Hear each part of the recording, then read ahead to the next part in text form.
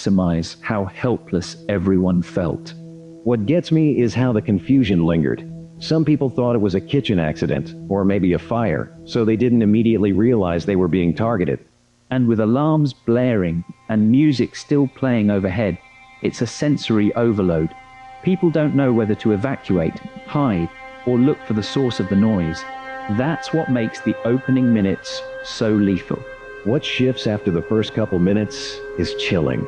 Instead of just running away, Walker starts hunting. He moves through back hallways to hide. Yeah, and he's methodical, but also unpredictable. He doesn't just spray bullets and flee, he seeks out wounded victims specifically, finishing off anyone left behind. That's not something you see in every mass shooting scenario. It's like he's feeding off fear. He even reloads, doubles back, and uses the mall's layout, maintenance corridors, toy stores, office back rooms to his advantage. I think it's worth pointing out that this isn't a high-casualty crowd attack after the initial blast. This turns into a kind of predatory manhunt, which is even more terrifying for anyone still trapped inside.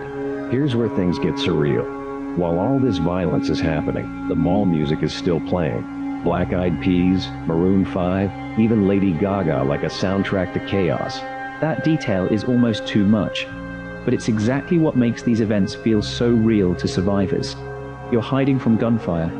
There's a pop song echoing in the background. It's disorienting in a way that sticks with people. And on top of that, the fire alarms and evacuation orders just add to the confusion. Some people are trying to leave because of fire, not realizing an active shooter is moving through the building. It's like all the systems meant to keep you safe alarms, music, even store intercoms get twisted into instruments of panic. That weird contrast is something investigators and trauma specialists always talk about after. As police close in, there's this split second where the threat is still active and the responders have almost no clear picture of what's happening inside. That's a nightmare for SWAT teams. For sure. And in this case, only 2 SWAT members are inside at first. They're facing a shooter with an AR-15 on the upper floor, while they're exposed below. It's a tactical disadvantage and incredibly risky. Meanwhile, Walker's still moving, smashing kiosks, firing at people hiding in stores, even trying to detonate a second canister by shooting it.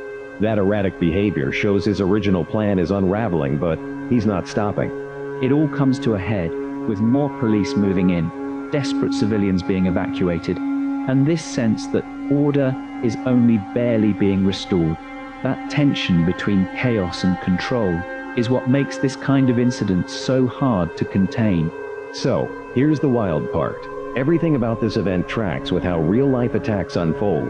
Confusion, geography, police friction. But some details almost feel too perfect, like they're made for a movie or some kind of ARG. I know exactly what you mean. The way the music cues line up with the violence, the flawless sequence of camera failures, and even the commentary, those aren't typical in raw police docs. It's like someone wants you to notice the narrative.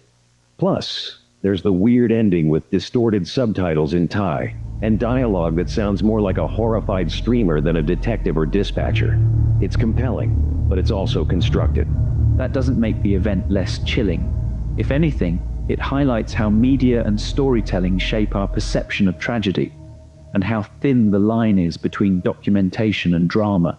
What sticks out to me is how the mall's systems, music, alarms, the architecture, turn from comforting to horrifying in an instant. That's what this event is really about. Public normalcy shattering in layers. The jewelry store, the toy shop, even the escalators become part of the violence. It's not just a shooter in a mall, it's the mall itself being weaponized, with all its everyday routines suddenly working against it. So, underneath all the chaos, what we're seeing is how quickly ordinary environments can become traps when systems are overloaded or turned upside down. And it's a reminder that safety isn't just about preventing attacks. It's about planning for what happens when the predictable world suddenly breaks in unpredictable ways. So, let's bring it home with 3 things we can really take away. First, moments of confusion are deadly. When alarms, music, and chaos blend, people freeze or act on the wrong cue. Second, attackers like Walker can pivot unpredictably, shifting from ambush to hunting, which makes rigid safety plans tough to follow in real life. Third, response friction is real. Even trained SWAT teams operate with only partial info, and sometimes too little backup, especially in huge complex spaces like malls. If you take away one actionable tip, it's this. When something feels off, alarms, confusion, or any subtle chaos, get to an exit fast and trust your instincts over the routine. That moment might save your life. That's it for today's episode. Thanks for sticking with us through a heavy but necessary topic. We hope you walk away just a little more prepared and a lot more aware. Stay alert, stay safe, and we'll see you next time. And exploit the empathy to find isolated survivors and hold off the spotters. But once the easy concentration of victims is gone, he starts wandering in rooms, smashing kiosks, and circling back.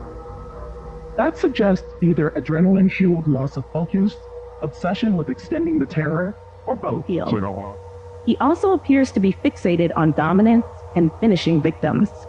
Several moments are not tactically necessary. Shooting wounded people again, firing into a fallen victim from the railing.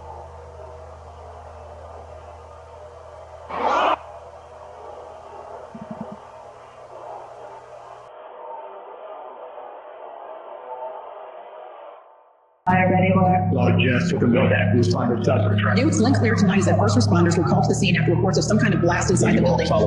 During an evacuation, some witness accounts indicate the initial alert.